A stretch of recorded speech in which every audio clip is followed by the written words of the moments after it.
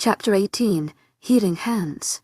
The pounding inside my mind persisted as it woke me up from a delightful slumber. Opening my eyes, I was suddenly blinded by the sun and its awful rays. Morning sunshine. Or should I say good afternoon? A melody of a voice traveled over to me. "They'll shove that sunshine so far up your ass if you don't shut up." I gently opened my eyes to see the source of the voice and was shocked to see Thane sitting in the corner of the room near the fireplace. I sat up so fast that the pounding increased, which made my headache worse. "Hey." I mumbled meekly as he got up from his position where he was reading through a few pages with a laptop set on the coffee table. I then realized the spy was in his bed, which I didn't remember getting into. "Did you move me here?" I asked with a fiery blush as I recalled last night when he brushed my hair and took care of me. He nodded his head in acknowledgement with a small smile playing on his lips. I simply nodded at him. "My head hurts," I whined as I held my throbbing head. Thane remained silent and just sat there staring at me. "Are you all right?" I asked worriedly. He full out grinned then. "You said shut up unless I wanted the sunshine where the sun doesn't shine, and quite frankly that doesn't sound too appealing." He trailed off chuckling. I laughed despite my headache. "You know what I mean." He took a seat next to me and moved a stray strand of my hair out of my face while grabbing a glass of some kind of green liquid and putting it near my lips, urging to me drink it. I made a face at the smell of horrid concoction. "Come on, drink up, we have a fun day ahead of us. Should I be alarmed that you're giving me a weird liquid to drink?" I raised my eyebrows. "May I'm trying to poison you. Or maybe not." I glared at him as he had playfully smiled of his face. "Me, you only wanted me dead." Suddenly Thane placed an arm around my waist and pulled my body closer to his so that I could feel his warm breath falling across my face. "If I wanted you dead, love, I would've done it by now. With that being said, if you ever talk about your death again, I'd have to punish you," he seductively whispered. I felt a sweet chill run through my body before I grabbed the glass from his hand and turned my gaze away from his as my face heated up. I pinched my nose to not inhale the pungent scent and gulped it down while trying not to puke it back out. When I was done, I rested the empty glass far away from me and grimaced at the aftertaste. That was terrible. Then S' body shook with laughter as he cupped my cheeks and turned my face back his. "I'm sorry, but you decided to sit out in the rain and I cowled and risk you getting sick for our first date." I wanted to argue back with him, but I didn't want to rehash our argument from yesterday since we already reconciled. "Thank you. And what was the anyways?" I gestured at the empty glass. "Just a little creation," he said as he placed a kiss on my temple. "Now why don't you get ready while I finish up my work?" He looked at the sofa where all the papers were scattered. "Wait, where are we going?" I asked and confused. "It's a surprise." He chuckled. "Are you going to stand me up again?" I timidly asked. He kissed my nose before he promised. "Never." Somehow I knew he was telling the truth, and it brought relief to me as he quickly gathered his papers and laptop and dashed out of the room. After scrubbing the grime off my body with a fresh shower, I felt alive and nervous for our date. Wrapped in my towel and standing in the closet, I looked at the plethora of clothing, some of which miraculously appeared within the past few days, which I knew was the doing. He did have good taste, I guess, but I didn't know what to wear since I didn't know where we were going. He didn't strike me as the dinner date type of guy, and neither was he cinema kind. Not that this outlandish town had a theater anyways. Or maybe it did. Then again, I barely knew him.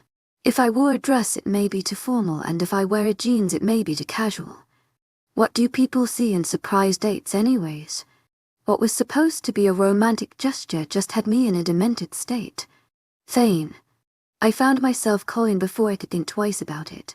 Peeking my head out the closet door, I saw him rushing in. "You okay?" He stopped when he saw me. What should I wear?" I hesitantly asked. With a smile, he responded. "Something comfortable and warm since outside is a bit chilly." I closed the door and locked it without another word as I got to work on finding a suitable outfit. Within minutes I threw on a pair of dark washed-out jeans, a red and white plaid shirt with a light grey sweater on top, and a pair of brown booties. Checking the full-length mirror for the 100th time to ensure my rustic look was both cute yet appropriate for the date, I grabbed a pair of earrings and walked out the closet to brush out my hair. As I was exiting the walk-in closet, I walked straight into Thane, who was covered in only a towel as he walked out of the bathroom. He stopped and looked me up and down, then looked at me again with a stupefied look on his face. "Take a picture. It'll last longer," I joked with a cool-faced while on the inside I was hyperventilating. "Sweetheart, you look well." I could tell he was speechless from the look he was giving me and his lack of words. "You look beautiful, for lack of a better word," he decidedly finished. Blushing, I thanked him as my gaze wandered over his perfectly toned and chiseled body. Thane put Michelangelo's David to shame. His 8-pack abs glistened with the water from his fresh shower, and his damp hair made him look more alluring than before. If that was even possible. "Like what you see," Thane smirked as he ruined the moment. Rolling my eyes, I walked around him and found the hairbrush as I proceeded to tame my brown hair by just leaving it in its natural wavy state and then applied some lipstick and mascara. By the time I was ready, Thane was all dressed in a jeans, a dark green sweater layered with a leather brown jacket and a pair of brown leather shoes. "To my agent extraordinaire, Madeline Nilbe, heartfelt thanks for your unfading patience, enthusiasm," Thane asked as he spotted me. "As I'll ever be." With a smile, Thane walked with his hand out, and gingerly I took a hold of his outstretched palm and knew we were on our way to this mysterious date. As we walked through the back doors of the pack house, I was surprised, since I expected Thane to lead me to his jeep, or one of his many cars, but instead he walked us through the back garden and into the forest with our hands linked together. "Thane, where are we going?" I asked with excitement and a bit of trepidation. I trusted Thane, so I wasn't fearful, but I was nervous since this was the first day of our forever. No matter how horrible of a date Thane planned, I knew I would enjoy myself just because I had him. "I told you it's a surprise," he said nervously, and I knew he was just as anxious as myself. Giving his hand a reassuring squeeze, I said, "I'm going to love it no matter what. Thank you for doing this." Peering down at me with a loving gaze, he placed a gentle kiss on my forehead. "I would do anything for you." The sincerity and honesty in his eyes at that moment told me that he wasn't lying. After getting to know Thane for the past few weeks, Wolf a man, I knew I was here for a reason, and whether that was for a greater purpose or for just being here for Thane, it no longer bothered me, because no matter how much I tried to deny it, the force pulling us together was larger and more powerful than anything I've ever felt, and I knew I was falling fast and hard, and the only thing there to catch me at the bottom was Thane with his arms opened wide. So then and there, where it was just the two of us with nothing but the peaceful nature surrounding us, I decided to jump and take the leap of faith as I soared down into the nest waiting arms. Somehow trying to convey this message to Thane, without words I gazed at him with admiration, and when he saw me, his smile was wide and boisterous, and it was as if a weight had been lifted off both of our shoulders. I suddenly felt 1,000,000 times lighter, and Thane and most happiest right in that moment since I met him, and I wanted to take credit for putting that smile on his face. So as our relationship shifted without words, we made our way deeper into the luscious green forest, hand in hand with the chirping of birds and a cool atmosphere that indicated winter was right around the corner. It was cold to say I would freeze to death, but the air didn't nip at my exposed skin, but it felt good. It felt refreshing, as if it almost symbolized the renewed start of my life. With playful banter and flirtatious lines passing between us, we crept deeper into the woods, and somehow it felt familiar. I recognized the surrounding path we walked on, which may seem impossible considering the entire forest looked exactly the same with miles and miles of trees. I had an inkling of where we were headed, but I could have been wrong, and I didn't want to ruin the surprise. Suddenly the familiar trickling of water confirmed my suspicions, and a huge grin spread across my face as I knew where we were, and I couldn't be happier. As the sound of water crashing against rocks grew louder, then S grip on my hand tightened, and I knew he was more anxious than me. With one final step, we were suddenly out of the forest and in the clearing where the magnificent waterfall glimmered in the evening sunlight and cast a beautiful glow on the surrounding area. It was more breathtaking in daylight than it was the first and only time I saw it in the middle of the night. It was the second time I had met Thane, right after the beast took me. Even though it was close to a month ago, it felt like an eternity since I woke up here and met Thane while I tried to warn him about the beast coming back to kill me. Little did I know that the beast was Thane, and he's the farthest thing from a monster. Taking in my surroundings, I noticed a blanket set out near the water, with a picnic basket and a few candles and tiny jars scattered around the placement. It was perfect because it was Thane and myself's style. No fancy restaurant, expensive reservations. It was just us and the beautiful memories of the place that we were in. "Do you like it?" Thane nervously asked me before I could move another step in the direction of the picnic set up. I gaped at him as if he was actually asking that question. "Thane, it's amazing." "I don't like it." I stopped as I grinned at his worried expression. "I love it." I unexpectedly placed a kiss on his cheek and then went over to the food. As I sat on the blanket, I could feel the cool grass and the chill of the water as the wind blew. Turning back to look at Thane, he stood in the exact spot I left him in with a stupefied expression on his face as a huge grin escaped him as he looked over to me. He hurriedly took the spot on the blanket across from me and started rummaging through the basket. He gently removed everything from the compartment and laid it neatly in between both of us. There were sandwiches, cookies, potato chips, a mixture of fruits into juice boxes. I culled and helped but laugh of how adorable Thane was and how perfectly he arranged everything. "For you, lady." Thane smiled as he handed over a delicious-looking sandwich and a juice box. Unable to help myself, I quickly took a bite since I was starving and I didn't know if it was the hunger than cooking, but it was the most delicious slice of bread I had ever eaten. "You need to cook me food more often," I said in between bites as Thane laughed at my antics. After my second sandwich and about an instant, we laid back on the blanket, staring up the sky as we listened to the movement of the water and sound of the trees rattling in the wind as we peered up at the beautiful clear blue sky. We had been constantly talking since we sat down and we were now in a comfortable silence. "How was it growing up here?" I asked as I turned on my side to look at Thane, who was already looking at me. "It was actually the best. The entire pack was one big family, so I grew up with everyone. Lucas, Bo and I were mostly together, especially since we did most of our training together as kids. My parents were great and my little brothers and sister weren't that bad either." He chuckled at the memory. Then little brothers were 8-year-old twins named Thomas and Teddy and were both mischievous but lovable, while his sister, Tate, was 16 and full of life. "How long does it take for a werewolf to transform into a wolf?"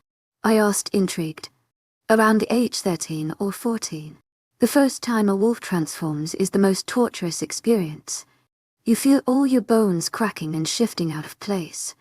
By the time you're a teenager, the bone structure is already set in place, so shifting into a huge wolf tends to be painful, especially for an alpha since his wolf is much larger." He grimaced as if remembering the pain, so I took a hold of his hand in mine.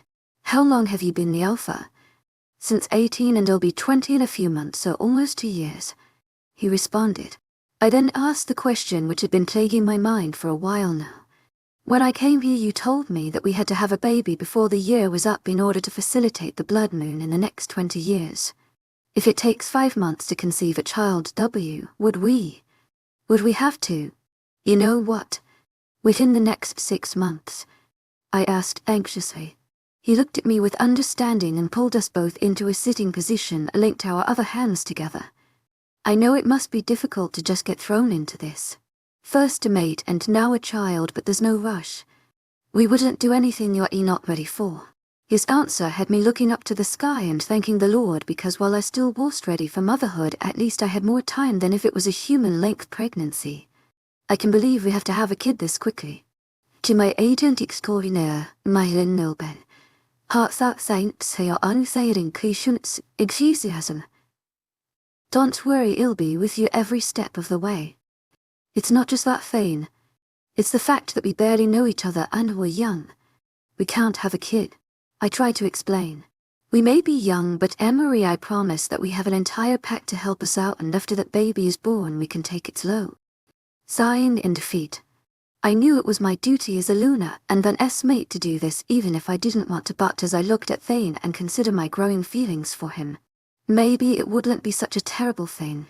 Maybe in a few months I would be more prepared to handle that situation. I guess I totally ruined the whole first date thing with jumping to baby talk, right? I joked to ease the tension. "Well, it sums up our weird relationship, I suppose." Thane laughed. Suddenly Thane pulled us both to our feet and let go of one of my hands so he could retrieve something from the pocket of his jeans. "Thane, what are you doing?" I laughed at his antics. He removed a black velvet box from his pocket and gave me a shy smile as he let go of my other hand and opened the box. Inside was the most beautiful and breathtaking necklace I had even seen. The pendant was a gold crescent shape with deep red rubies attached to it, which hung from a gold chain which emulated the blood moon from the night of the ritual. It was absolutely stunning. Without a word, Thane took the necklace out of its box and moved behind me as he proceeded to put the necklace on for me. As he moved my hair to the side, I felt chills run down my spine from where his fingers touched the back of my neck and lingered a few seconds longer when he was finished. He moved my hair back in place and placed a gentle kiss on my forehead before he returned to his spot in front of me. "What's this for?" I asked as I touched the cool metal that was resting on my chest. "Just because." "Thank you. It's beautiful." Unexpectedly, I closed the distance between us and hugged him tightly. I could tell he was shocked at first because he didn't hug me back, but after more seconds his arms came around in a tight yet comfortable grip and I soaked up his body heat. I felt as if we stayed in that position for hours, but it was only a few minutes before I backed away with a huge grin on my face. "Are you ready?" Thane asked. "Ready for?" I asked in confusion. "To take a swim." He grinned as he started to strip. Covering my eyes, I yelled, "Thane, what the hell are you doing?" The only answer I got was a chuckle from Thane and the sound of a loud splash. Peeking through my fingers, I saw Thane merrily swimming in the lake where the waterfall was falling into. In just his boxers. Removing my hands from my face, I saw his clothes and shoes lying abandoned at my feet and a grinning Thane swimming around in the water. "Come on," Thane shouted because he swam a few feet away. "No way am I getting in there." I called back loudly, even though I knew he would have heard me even if I spoke normally. Swimming back towards me where it was shallow, he tried to urge me in. "But it's cold," I mumbled with a frown. "Scared?" He smirked in temptation. "Scared to die of hypothermia, yes," I yelled. "It'll keep you warm. Come on, sweetheart. Laze a little," he urged me. Having a mental debate in my head with conflicting emotions, I decided to do it. It looked fun and I wanted to go closer to the waterfall since it was that powerful. Fine. You'll get in." I raised my hands in defeat even though I was excited to jump in, even though the water looked just above freezing. As Thane turned around, I quickly looked around to ensure no one else was lurking in woods before I removed my shoes. Jeans, sweater and shirt. The wind was as cold as before, but it still sent chills running through me. Looking down at myself, I wondered if this is the part where I say I'm glad I wore cute matching underwear. Because if so, unfortunately for me, I had on a blue underwear and a pink bra, which were not matching nor cute. Swallowing my fear of embarrassment, I quickly tied my hair into a bun and clumsily walked into the water until I was submerged from my shoulders down. Thane swam to me, which I was thankful for because his werewolf body, he kept the water around us warm enough to bear. Thane was my own personal thermostat with such heat that sometimes I would worry that he was sick. Feeling playful, I splashed the water in an face, which apparently didn't sit well with him, as that started a full-on splashing fight. We swam around splashing each other, and me pushing Thane straight down in the water multiple times, which only ended up with me being dragged under the water as well, since he would wrap his arms around me. So much for keeping my hair dry. As we neared closer to where the water was flowing down into the lake, Thane and I swam closer to each other, and until we were suddenly just a few feet away from the pouring water. We stopped directly in front of each other, and Thane was giving me this weird look. It was as if he wanted me, but also he was restraining himself with great strength. Suddenly it felt like we were the polar opposite sides of two magnets, and I was being pulled closer to him with an uncontrollable force. Without thinking it over and icing myself out, I leaned into him and wrapped my arms around his neck, and instinctively his hands went around me. There was a centimeter between us and his body. He urged me in as I leaned closer to him. I slung my legs around his waist just to be closer to him. I was the one to initiate it as my lips moved closer to his, breadth apart between us. So close I could feel his shallow breathing and the cool minty air escaping his lips. I looked into his eyes and saw that he was waiting for me, and there was no opposing on his side. Just as I was about to move my lips closer to his, I noticed that he suddenly became very still and his eyes dazed off to the same expression he had whenever he was communicating with another wolf via their minds. Realizing he was talking to someone else, I felt rejected, so I removed my arms from around his neck and my legs from his body, but even though he seemed to be having a serious conversation, he stopped me from swimming away by tightening his grip around my waist. I waited and watched as Thane's face turned to absolute horror as he listened to whatever was being said to him, and I wanted nothing more than to comfort him, so I placed my arms around his shoulders for the second time. After a few more seconds, his attention snapped back to me, and I could tell his conversation was over. "Are you okay?" I asked as he started moving us back to shore. "My sister," was all he said as we broke apart and walked out of the water. "Thane, what happened?" I asked, but he kept walking further away. Running up to him and our clothes, I grabbed his hand. "Tell me, what happened?" I asked again as I saw his grief-stricken face.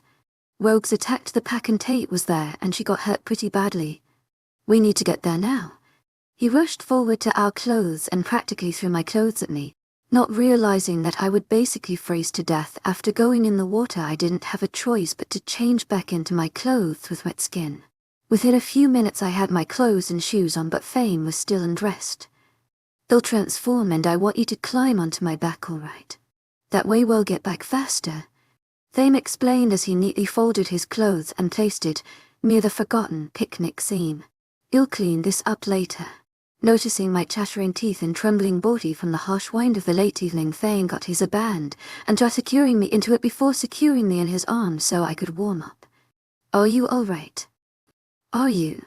I asked, hugging the jacket closer to me and looking at Thane with concern. Nodding his head without giving his emotions away, he said, "They'll be fine, but we need to get back now.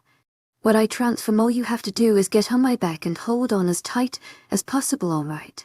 He cupped my face in his large hands and peered deep within me to ensure I followed his instructions. Nodding my head in agreement, Thane moved a good few feet away from me and gave me a look of anxiousness before he transformed into his beautiful black-furred wolf.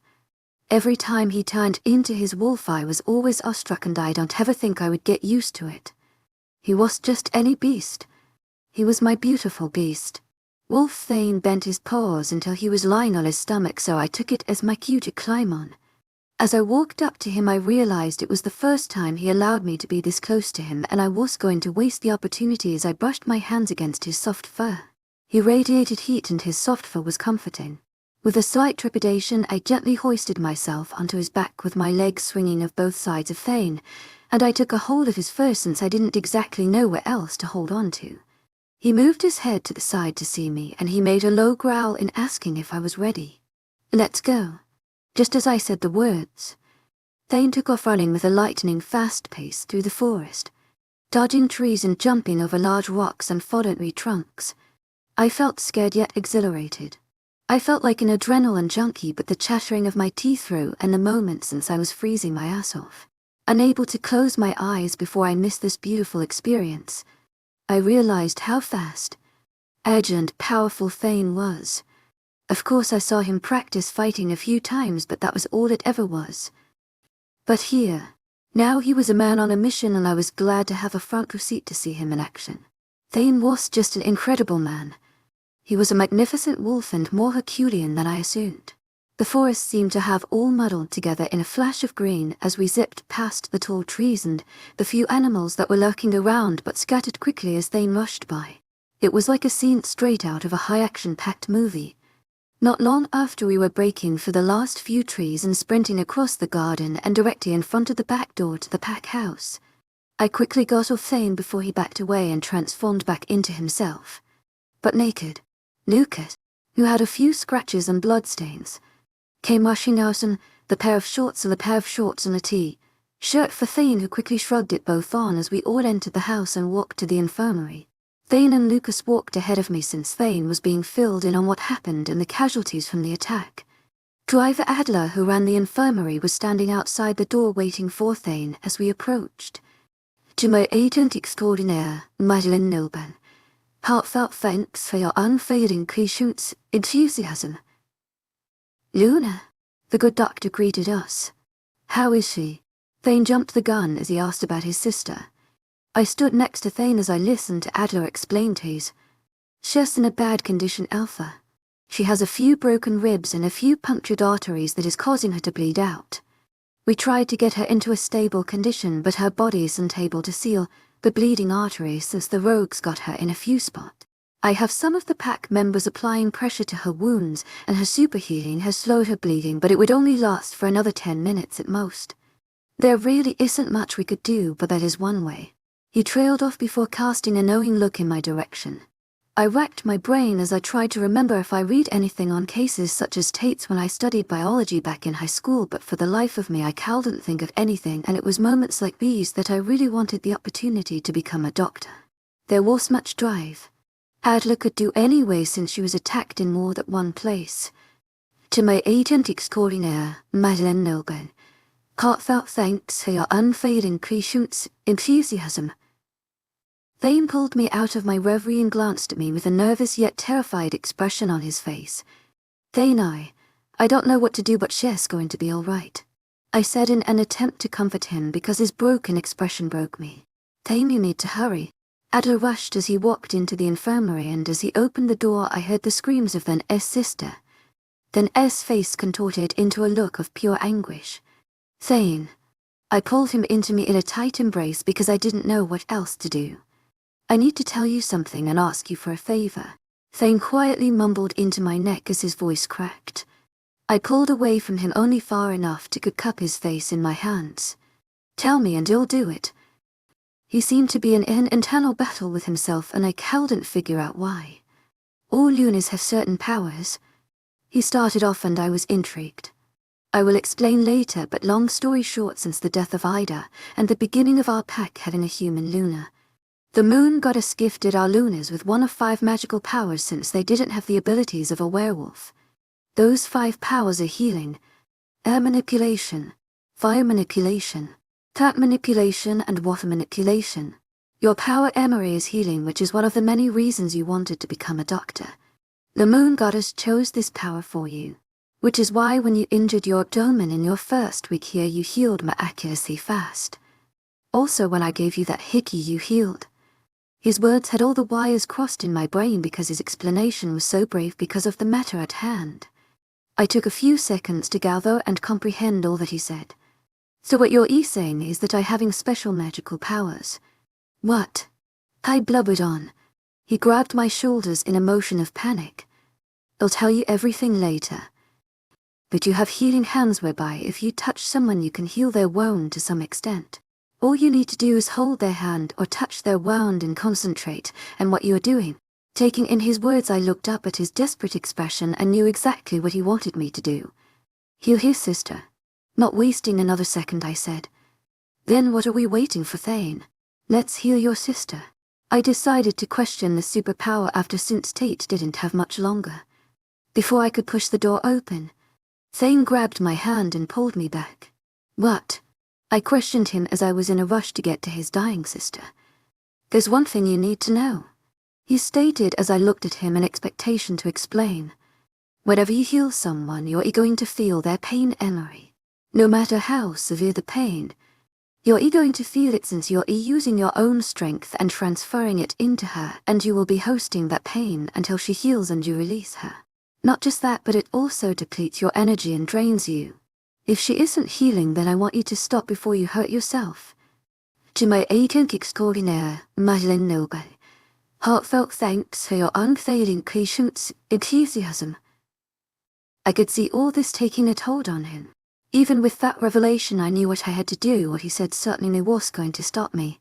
Swallowing the slight growing fear within me, I nodded my head in understand, and then stalked into the infirmary with only one thing on my mind: healing Tate.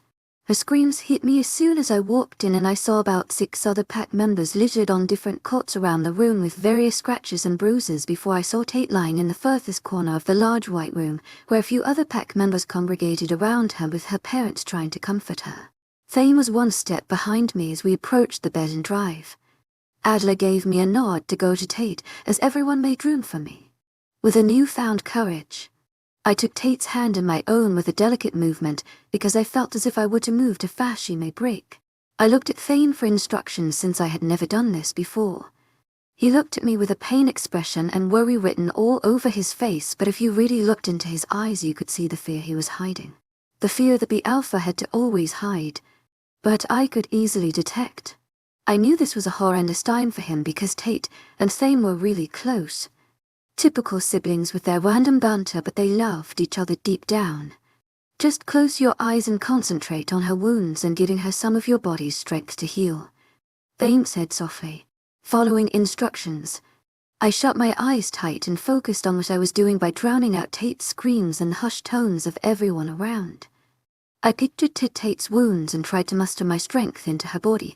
After a minute of continuous concentration, Tate's screams still resonated through the room. Opening my eyes, I realized that nothing was happening and everyone's eyes were on me as they waited with high expectations. Looking at Thane in panic, he grabbed my shoulder and gave it a gentle squeeze. You've got this, Emery. Just believe in yourself because I believe in you. He placed a gentle kiss on my forehead, and with that encouragement I tried again. Taking Tate's hand in both my own hands this time, I closed my eyes and concentrated on my energy transferring from my hands into hers and imagining her wounds healing. Suddenly it felt as if a wave was crashing through me, died down, but her pain resonated through me, like setting my insides on fire. Squeezing my lips shut to stifle the pain within me, I kept my concentration on Tate as I heard every honest gasp of surprise, and I knew that it was working. Within a few minutes the pain within me died down and left me feeling hollow. Opening my eyes, I saw that no one was covering Tate's punctured arteries anymore since she stopped bleeding out and her wounds were all closed up. She all healed up, Luna. I heard drive, Adler said to me. Releasing her hand, I stepped away from her body with shaky legs as Tate's eyes closed and her body relaxed. The parents rushed to Tate's side as I suddenly felt lightheaded and someone caught me before I could go down. Emery, are you all right? Thane watched me with a concerned and fearful expression. With a smile and nod of my head, he visibly relaxed, but I could tell he was still weary of my state. Go check on your sister, I urged him as I found my footing and pushed him towards Tate. He was going to argue with me, but I gave him a don't argue with me look and he checked me once more to ensure I was fine before he made his way over to his sister, who seemed to have begun resting since her body had to regenerate itself from the forced healing. Still feeling a bit uneasy, I made my way out of the infirmary so Thane could have some space. Luna, someone called me before I could exit. Drive, Adler, I said in confusion as I turned and met his proud gaze. I just wanted to thank you for what you did just now. It takes a great Luna to have that much courage and strength, and I am proud that you are our new Luna, he proclaimed. Thank you, but it really was me that these strange powers. I looked down at my hands with a new sense of curiosity. Now I know that you've always wanted to become a doctor. So now that you know of your capabilities, I want you to know that you are welcome here any time, but not to heal anyone unnecessary because you can burn out quickly from using up your energy. But I do wish you come into the infirmary to learn about doctoring in the pack. I could teach you a lot about the wolves and how they heal. Thinking it over, it seemed like the perfect fit for me. I may just take you up on that offer. With a happy smile, he went on his way to nursing his patients back to health. Before I could walk out, I was called back once again, but this time by Thane. Where are you going? He asked worriedly as he approached me. I just wanted to give you and your family some alone time. He gave me an astonished look. Emery, this is your family as much as it's mine. You deserve to be here more than we do since you saved Tate. Without you, I can't even think about what would have happened. Pulling me back to where his parents stood and Tate laid sleeping. His parents thanked me more than necessary while Thane gazed at me with such pride that I finally felt as if I was doing the greater good here as the Luna. As the time went by, Thane and I were both filled in on how the rogues attacked from near the training area just as the wolves were changing their shifts to patrol, and about 8 of them sneaked in and attacked those who were training, which is how they got Tate since she was one of the few members practicing at that time. Luvis and the others attacked and killed 7 of the rogues because they couldn't get a handle on them to keep them all alive, but they somehow dominated the last rogue standing and kept him for questioning. No one from our died or was hurt severely except Tate, since she was training closest to the forest and the rogues sensed that she was the previous alpha's daughter, so she got it the worse. Then parents left after they were ensured that Tate was out of danger and thanked me about 1,000,000 more times. Calling it a night, Thane I both head up to our room hand in hand. Excluding the later part of the evening, The day was pretty spectacular with our first date, and I suddenly questioned why it took so long for me to feel this way about Thane. As we reached all the way up to the 3rd floor, Thane pulled me in his arms and I saw the tiredness in his eyes. "Are you okay?" I asked him after the traumatic experience with his sister. "I am now." He leaned his head against mine. "Did I tell you how proud I am of you?" "Maybe once or twice." I laughed. "Well, I am," he proclaimed. "I am so damn proud that you're my mate Emery. The way you didn't question yourself or denied helping my sister even after I told you about being in pain just shows how much of a great loon you are. I am beyond happy with what you did, and I am so grateful, Emery. You have no idea." "Thank you. I would have done it no matter what. I'm glad Tate's safe now and you don't have to thank me. As you said, they're my family too." I grinned. Thane chuckled at my response, but I could tell something was eating at him. "Thane, what's wrong?" I urged. Sighing, he explained. "It's just that I feel horrible." "What, why?" I asked, exasperated. "For starters, I asked you to go through that pain just for my sister. I cut him off before he could go any further. That was my choice. Don't blame yourself." "Well, how about the fact that I mentally blocked the entire pack from communicating with me just so I could be with you alone today?" he questioned. "I don't know what made me do it, or why I did it, but I instantly smashed my lips onto the S in a sudden motion that caught him off guard as he took a few seconds to respond to my moving lips. With sudden urgency, our mouths were melded together in a fiery heat as I felt the palpable electricity flow between us as passion burst from our connection. I felt an S-tongue swiped across my lips as he asked for entrance, which I denied at first but granted him after some teasing, and then we were in a full-on make-out session. My hands crept into his soft brown hair and his arms stayed planted around me as they pressed me closer to his body. Realizing I needed to catch my breath, I gently pulled away and peered into the S eyes, which were filled with lightened glee. "What was that for?" he asked after he caught his breath but still kept me in his arms with my arms around his neck. "To shut you up." I smiled at his dubious expression. "I should talk more often then." Rolling my eyes at him, he went on to say, "That's actually not how I imagine our first kiss be after such a day." Deciding to shut him up again, I sealed my lips on his chuckle reverberate through me. What a day. Chapter 19. Homesick. Had I known you wanted to kiss me this badly, I would have done it earlier. Thane chuckled against my demanding lips, and I was suddenly embarrassed by my sudden display of affection. I felt my cheeks heating up as I looked into Vanessa's brown eyes that looked darker, with a hint of hunger in them. My mind was swirling with thoughts being in this haze of affection. The craziest thought being what I had initiated and the fact that I was really happy I did it. As Thane saw my flushed expression, he pulled me into his arms and connected his lips to my own with an immense amount of passion that nearly knocked me off my feet by the connection and emotion that was pouring between us like a chemical reaction. With his arms wrapped tightly around my waist and my hands weaved into his thick, brown, soft hair, we pulled each other as close as we could, as our bodies molded together perfectly. What felt like hours locked in our passionate embrace but were merely minutes. We both pulled away only far enough so we could catch our breaths but still in each other's arms. "That was," Thane said huskily as he blinked down at me in awe. I felt a smile spread across my lips and agreed.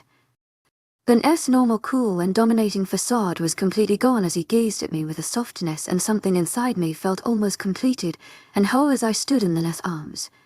It was as if the connection between us was palpable, and I felt myself drifting closer towards Thane, both emotionally and physically, even though we were pressed up together. "You have no idea how long I've been wanting to do that." He grinned at me and I cowled and helped but blush and shift my gaze away from his eyes and press my forehead to his shoulder as his body shook with his laughter. "I love it when you blush like that." "It's not funny." I tried to scold him as I playfully swatted his arm but cowed and helped the smile that was plastered on my face. "Oh, but it is, sweetheart." He plastered a kiss on my head before he lifted my chin so I would meet his gaze. "Thank you for that," he sincerely said, and made my heart flutter. I think we both needed it. To my agent extraordinaire, Madeleine Nilban, heartfelt thanks for your unfailing patience, enthusiasm. He looked amused at my response. "That's true, but I meant thank you for saving my sister. Honestly, Emery, She wouldn't have made it without you. I shook my head and said, No, you're wrong. She wouldn't have been in that position had I not been with you. I shouldn't have let you taken me so far, knowing that you have duties and responsibility for all of the pack. His eyes flashed with something that I could describe as admiration as he opposed me. I guess we're both going to blame ourselves in some way. But it's my fault. What happened can't be changed now, and Tate is alive, so that's what matters. But I started, but he interrupted me. No buts. Even if I was here, there was no way I would have been able to stop the attack on my sister. Yes, but you would have had your mind link open. I cupped his cheeks. I'm sorry for what happened to Tate. I pecked his lips. Don't blame yourself. I cut my link off and you saved her. He wrapped his arms around my waist. My special powers did. I didn't. But you shouldn't blame yourself either. He was about to argue again with me, so I decided to change the subject before we went back and forth all night. How is she? Recovering fully. Though it may take her a few weeks to get off the bed, but she will be back to normal in no time. He looked grim and I couldn't help but feel for him, because I wouldn't know what I would have done if it was my sister. And the rogue that they kept alive? I asked cautiously. H.E.S. as good as dead. He whispered out angrily, and I knew if it was up to him, he would have them all chained up in his crypt and tortured before he was finished with them. I will look after her myself, I vowed before I asked the pressing question that's been plaguing my mind. Thane, I asked, looking into his eyes. Tell me about my powers. He nodded his head before he guided me towards his bedroom. How about you take a shower and regain some of your energy before we start? It then dawned on me that my undergarments were still damp from the swim we had in the waterfall earlier, and I didn't have the opportunity to change yet. I was also still in his jacket, which was huge on me, but it smelled of an S-forest scent which I loved. As we reached his bedroom, I reluctantly took off his jacket and threw it in the wash basket before I lurched back to the closet to get a pair of pajamas to take with me into the bathroom. Thane was in the little patio that overlooked the backyard while I took my much-needed shower. I made sure to lock the bathroom door before I peeled off my wet clothing and hopped into the warm shower, where I scrubbed my body clean and washed my hair since it got wet in the waterfall. By the time I was finished, I felt rejuvenated and refreshed as I changed into my warm, comfortable pajamas. I walked out into the bedroom as I dried my hair to find Thane was still in the patio, so I trudged quietly towards him, but I knew he could sense me from the way he stood upright from leaning on the ledge. Hey, are you okay? I asked him shyly as I leaned my back against the handrail and faced him to see his sorrowful gaze. My sister slipped into a coma. Doctor said her wolf pulled her in so that her body can heal itself, but it's a rare case for a wolf to go into a coma, so he isn't sure when she'll regain consciousness. He explained. What can I do? I asked, hoping my abilities will make me useful in helping her. I don't think even you can help her, he explained as he placed both his hands on either side of my waist and rested his forehead on mine. I can't try, I told him, in an effort to not just help his sister but to also make him feel a bit better.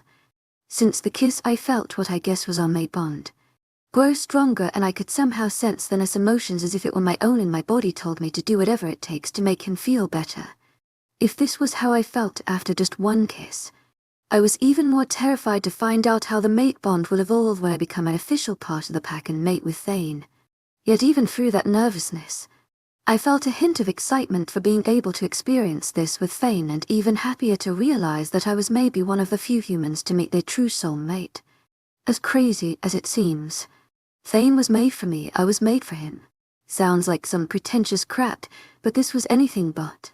What I felt was true, and Thane being a werewolf was something I couldn't even to have an explanation for. No, you will drain yourself of energy. He pulled me out of my reverie and took my hand in his while he led me back inside. What do you mean? I asked him while he closed the patio's glass doors. Every time you use your abilities, you use up your energy and your health. It's kind of like using a battery. You have a limit to how much you can use it at once before you start wearing yourself out, he explained to me. Oh, I stated remorsefully, but I only helped your sister, so I'm sure I can try to wake her up.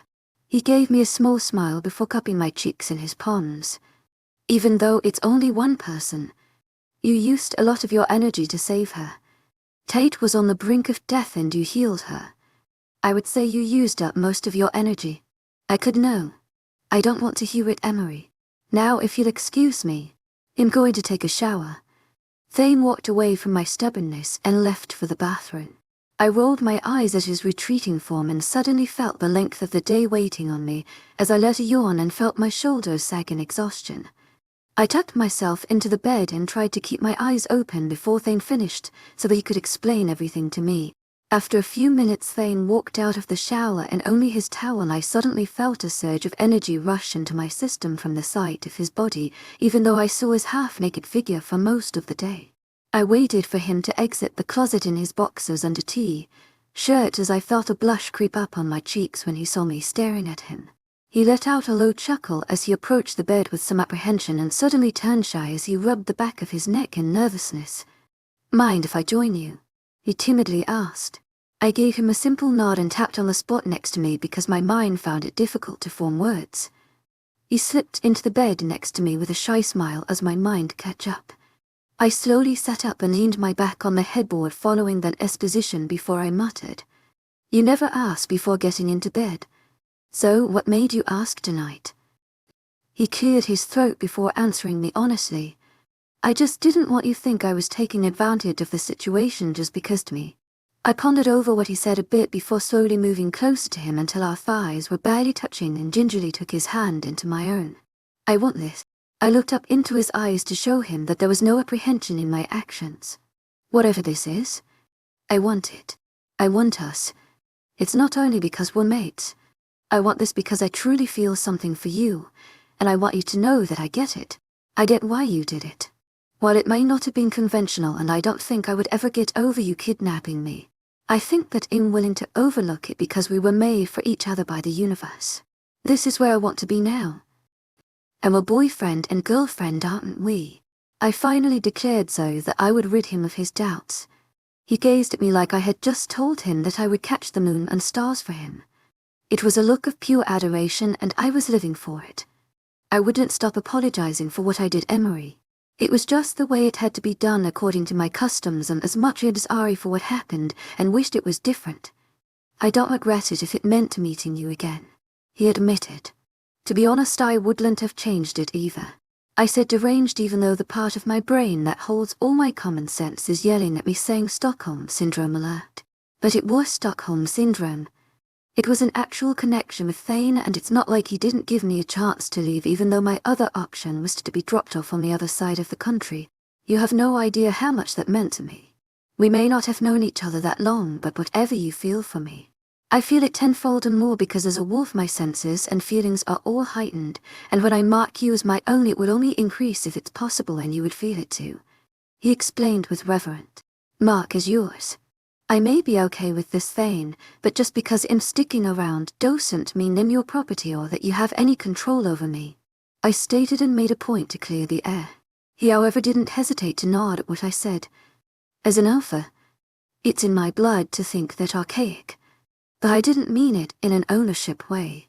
More like you're my mate and I want every wolf to know who their Luna is and that you should be respected as such. We're equals, Emery. And I couldn't be happier." I didn't know what to say to that, so I leaned across and gave him a brief peck on lips only to pull away and see a deep blush on his face. "You're really something else." He chuckled at me and cocky said, "I know, but you can keep reminding me." I playfully hit his muscular arm and resisted to feel him up, but I saw him watching me with what I could only describe as an intense hunger in his eyes. "Okay, enough chit-chat. You have some explaining to do, mister. No more secrets." I gave him a look. He scratched the back of his neck in nervousness before he proceeded to tell me everything about my powers.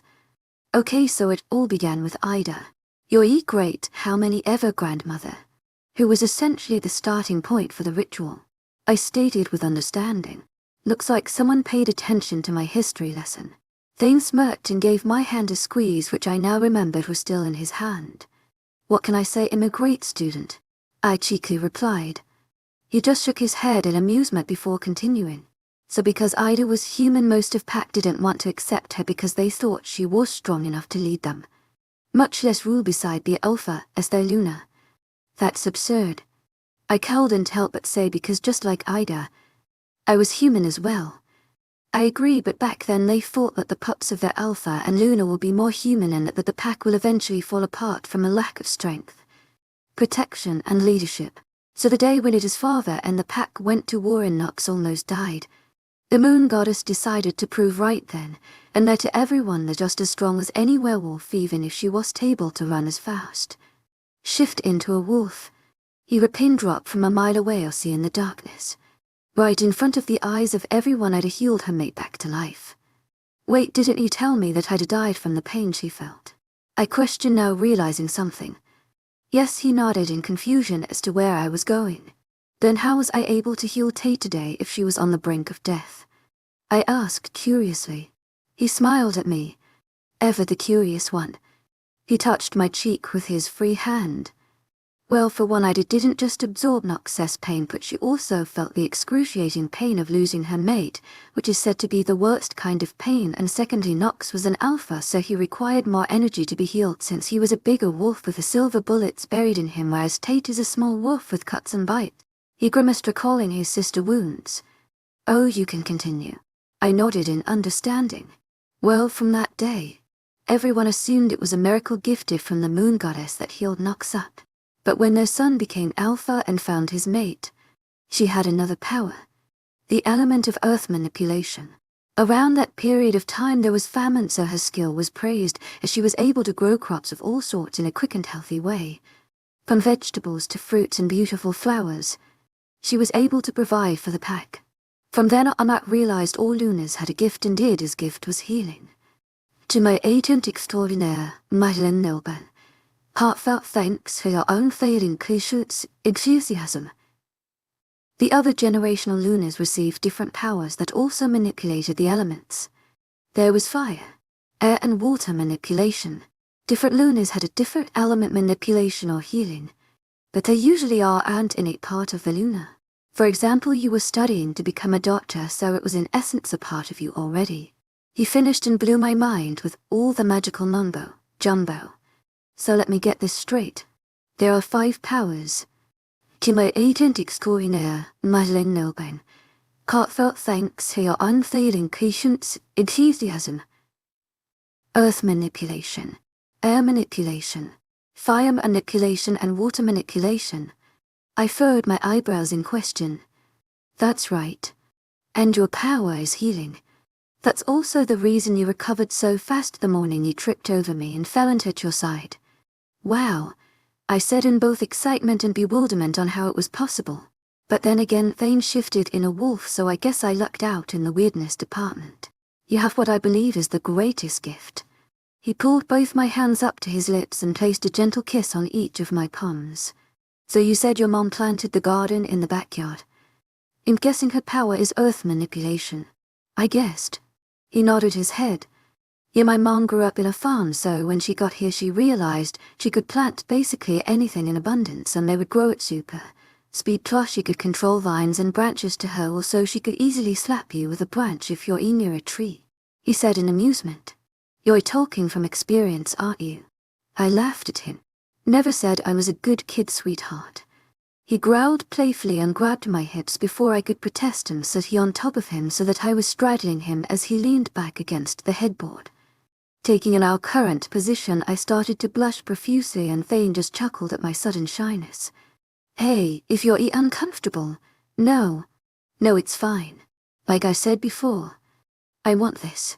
I want you and I cut him off before he thought differently.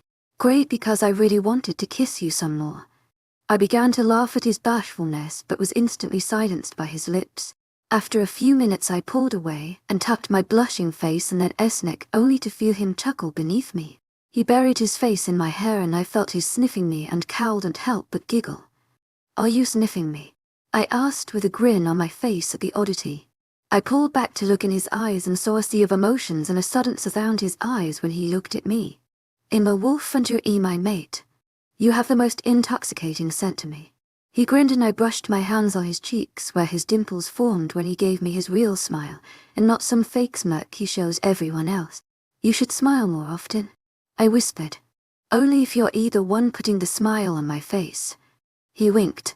I rolled my eyes at his cheesiness, but deep down I felt my heart flutter. Then with a sudden strike of lightning in my brain, I remembered something that should have been my first thought when I discovered my powers. Can I cure my sister? I asked Thane with so much hope that if he said no, I would be crushed. The look in his eyes alone gave me the answer I needed. Emery, I know that nothing will make this easier for you to hear, but I'm sorry. You can't.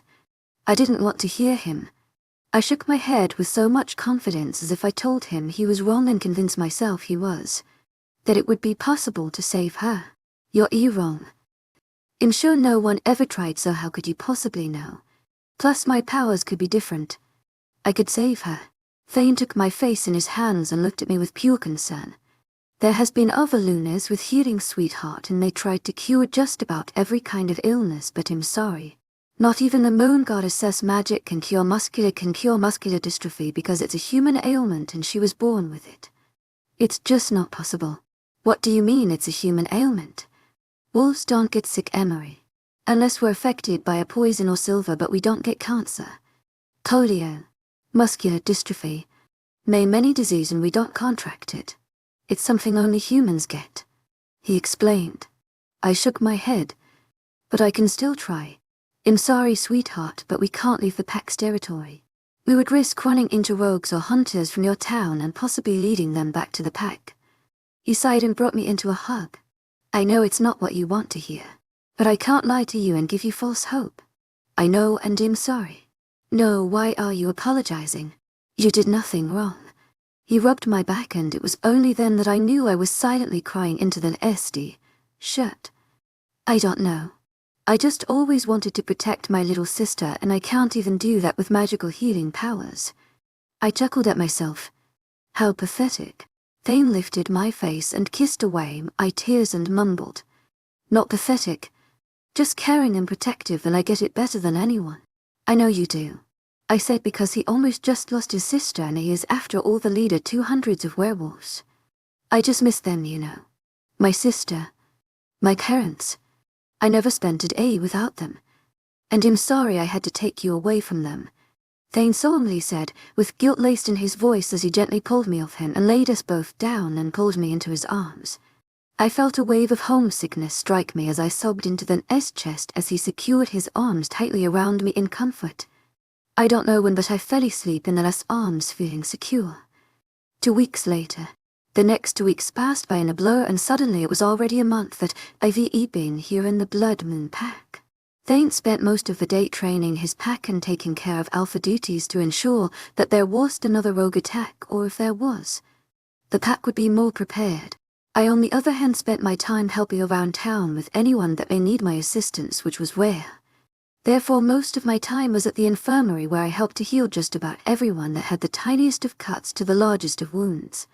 Tate was still in a coma, but every day I ensured to at least try to wake her, and her health did increase drastically and I was positive she would be up soon.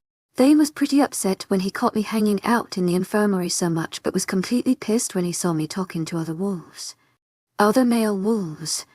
But after an argument in which I won when I made the point that I had to communicate with everyone in the pack, especially from healing them, and Thane was the only one I wanted and could ever be with because he is my mate in a heated make-out session.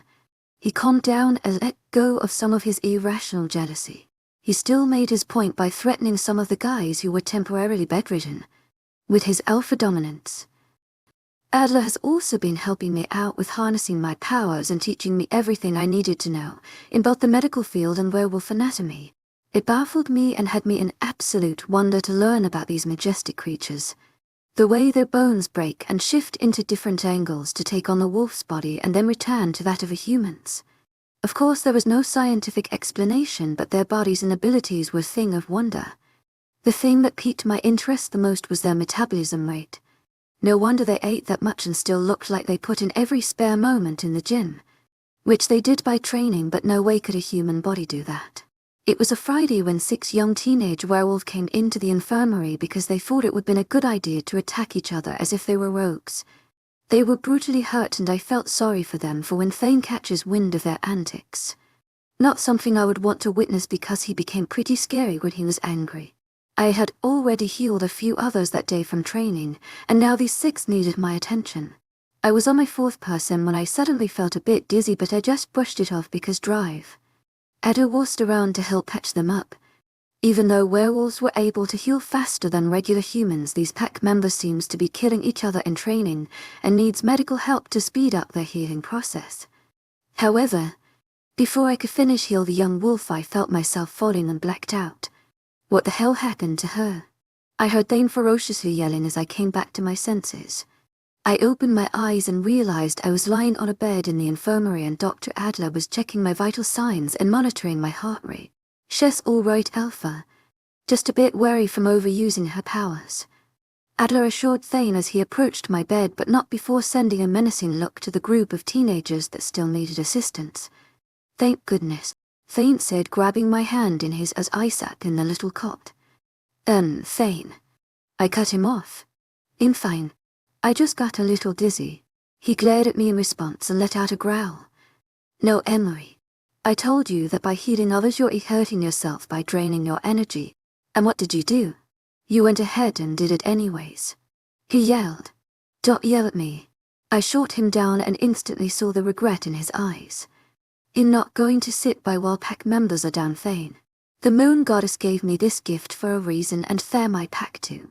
As a Luna, this is how I can help them, so let me," I stated with no room for argument. "If you don't mind me saying, Luna." I turned to Adler, who gave me a weary expression. "But the Alpha is right. The more you wear yourself out, the less energy you're going to have to take care of yourself and Thane and help the pack when they really need you. Say perhaps there was an attack right now. What would we do if your here drained out?" He made a point. When I turned to Thane, he gave me an "I told you so" look. "I get it. I do. But I feel like it's my responsibility to help them," I said, turning to look at the teenagers. "I'm so proud of you, Emery." "I am. But you can't continue doing this. I'm not saying don't help because the pack does need you. But you can't kill yourself saving others. We need you. I need you," he whispered to me. "Promise me you'll take a step back." "Promise." I swore after I saw the emotions behind his eyes and I knew my little episode scared him. "Great. Now to deal with the kids." He sighed and I giggled as I saw him changed his demeanor and approached the kids. "Be easy on them," I said with a smile. "You're either good cop, I'm the bad cop," he mumbled as he glared at them. "Which one of you started the fight?" he asked menacingly, and when no one answered he shouted in his alpha tone. "I asked you pups a question."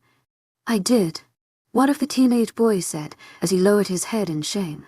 "I'm sorry, Alpha. We just thought it would be a good idea. And not the one you all should be apologizing to," he harshly said in an authoritative tone. All 6 of them instantly turned to me and started to apologize as I got off the bed with a disapproving look from Thane, who instantly came to my side to help me. A myriad of "I'm sorry, Luna" was all accepted by me as I walked over to the kids with an arm wrapped around my waist. "I'm fine," I whispered to him with a smile, but he only tightened his hold on me. I inwardly appreciated his efforts and concern and couldn't help but snuggle a little closer into him. "Well, really sorry, Luna," one of the girls said to me, almost in tears because of Alpha then's disapproving stare. "It's fine, sweetie. All of you." I placed my hand on her shoulder in comfort. "I'm fine, but you guys aren't. What happened to me is my fault, Emery." Thane started, but I ignored him. "However, what you guys did do have consequences. I'm not saying that what happened is okay, because it isn't. Only because you not just put yourselves at risk, but I'm sure you all caused some concern for your parents and packmates as well as for your Alpha." I glanced at Thane and he looked at me in agreement as he nodded along to what I said. "We agree we shouldn't have done that and promised to make amends, Alpha," another boy said, and the others agreed. "Every action has consequences is the lesson for this experience. Instead of coming to me, Beta Lucas or Delta Bow, you all decided to run amok fighting like rogues. You all know I don't condone the behavior outside of the training grounds where everything is monitored for your own safety or in an actual fight. All of you," he pointed to the 3 boys and the 3 girls. "I want you bright and early at 5 sharp in the morning running laps around the territory with Border Patrol until school starts. Then I want you straight to the training grounds where I would personally deal out your punishments," he commanded. "And Blake," I want you in my office at 7 in the morning, he said to the young boy who said it was all his idea. The boy looked terrified, but a look of understanding passed in his eyes and I realized Thane mind linked him. You're all dismissed. Promise Thane and I no more trouble kids. I asked them all before they could leave. Instantly they all vowed to me. Promise. With some relieved smiles and 4 of 6 left as drive. Ad attended to the 2 that I didn't get to heal. Let's get you rested. Thane whispered in my ear as he picked me up bridal style and took me up the flights of stairs. I laughed at his cuteness but felt like a burden. In fine, Thane. It was just a brief faint. You can put me down. A brief faint. Sweetheart, you nearly gave me a heart attack when Adler told me you passed me and I saw you on that damn cot in there. He said angrily. But I'm okay now. I assured him by placing my hand on his cheek. I don't believe that until you eat and get some rest. Okay, doctor. I winked at him.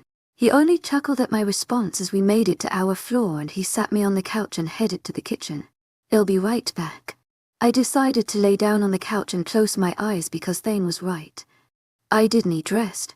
I felt exhausted. I was sound asleep when I felt someone shake me awake. But from the sparks on my arm I knew it was Thane.